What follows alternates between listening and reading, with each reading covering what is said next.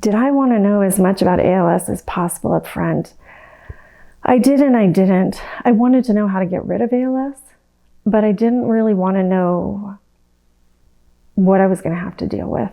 You know, very similar to childbirth, as people talk about, I didn't go to the classes. I didn't have to be good at it. I just had to get it done. You know, that was kind of my approach to the whole thing. If I knew what I would have had to deal with, it would have been overwhelming to me.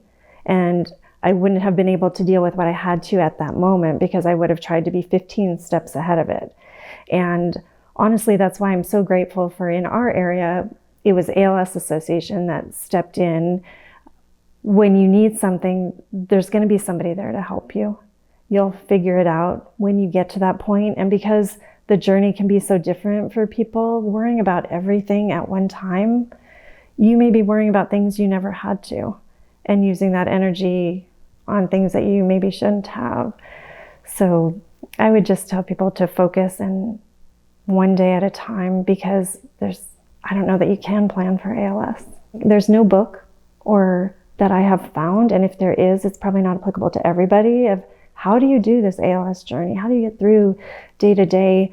You don't. And you know what? A day is too long to think about at some points in the ALS journey. You kind of get down to well, right now everything is okay. Or this minute in time, I just laughed. I felt happy. Like, I'm going to hold on to that second.